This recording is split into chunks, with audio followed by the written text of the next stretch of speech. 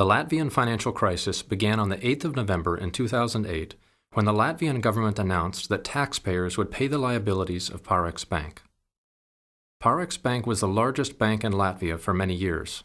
The founders were two oligarchs who attracted billions of dollars from Russia and Ukraine by opening thousands of deposit accounts for non-resident shell companies.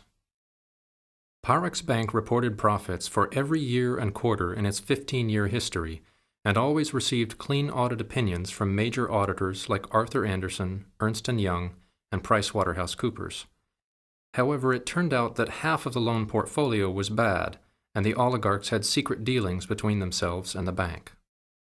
Worse, the notoriously corrupt government was going to make the taxpayers bail out the offshore deposits. This bailout was not necessary.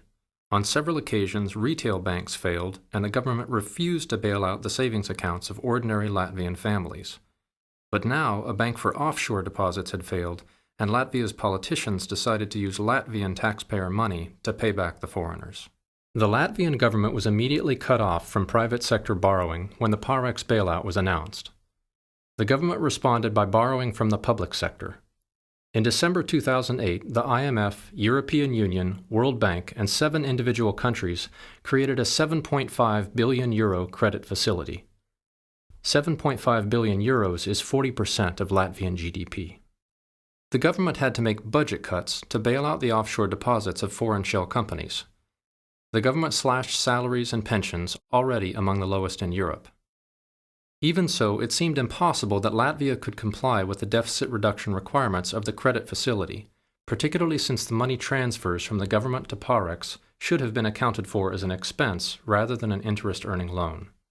Therefore, the Latvian government invited the European Bank for Reconstruction and Development, EBRD, to invest in Parex Bank's shares. The EBRD is a so-called development bank funded by taxpayers from 61 countries for the purpose of rehabilitating the economies of 29 former socialist countries in Eastern Europe and Central Asia. In January and February 2009, the EBRD claimed that it was researching Parex Bank. A deal was signed in April 2009. The EBRD agreed to invest €106 million. The EBRD team concluded that Parex had vitality and development potential, according to the Parex 2009 annual report. People who follow the news in Latvia were shocked that the EBRD decided to use Western tax money to fund Parex, because not only was it openly known that the core business of Parex was serving offshore shell company deposits, but also Parex had been involved in many large corruption cases in Eastern Europe and Central Asia. The EBRD is supposed to be helping these regions. But the most outrageous aspect of the investment was that the EBRD paid millions of euros to buy Parex Bank's shares that had been purchased by the Latvian government from 2 oligarchs for pennies just a few months earlier. Latvian people only learned the truth when the March 2010 report of the government's consultant Nomura was leaked onto a dissident website called Kargans.com in April 2010. According to the report, the shares were known to be worthless at the time of the sale, and the EBRD conducted the purchase because they had a secret option to sell the worthless shares back to the government in 2014 with an apparently guaranteed 22% profit. The EBRD purchase of Parex Bank shares was a fraud. The illegal trick of pretending to have a sale when actually the buyer has a secret arrangement to sell the investment back at a higher price has been used in many high-profile fraud cases like Enron and Lehman Brothers. The EBRD and Latvian government refused to retract the false press releases they made about the transaction. The journalist who posted the Nomura report on his website was terrorized with threats and simultaneously sued by the EBRD in Latvia. He fled the country and took the site offline. In May 2010, Parex Bank management signed and submitted a document to the London Stock Exchange indicating that all shareholders at Parex Bank were on equal terms.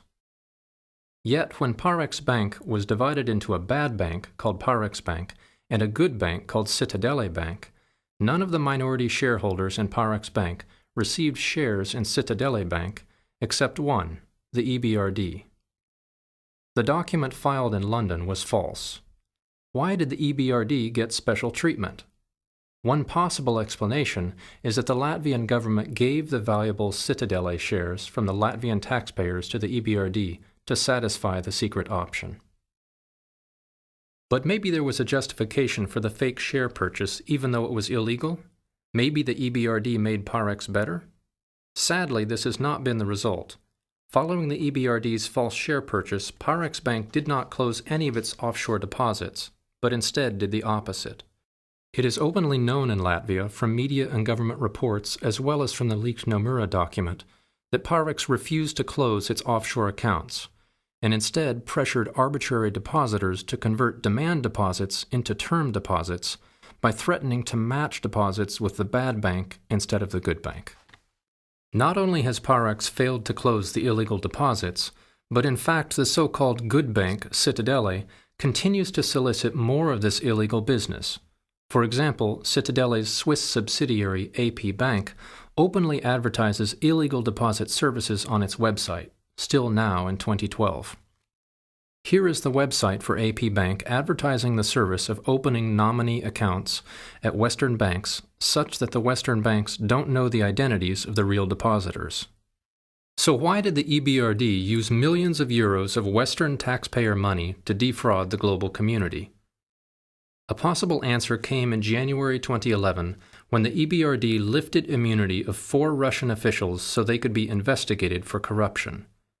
This situation is particularly suspicious because the individual who negotiated the fake Parex purchase for the EBRD ceased to work at the EBRD at the time this was announced.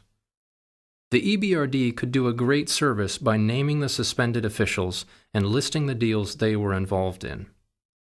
Unfortunately, the EBRD refuses to provide this information to the public, and therefore the public can only speculate about which bailouts of shady banks in Russia and now in Latvia were corrupt.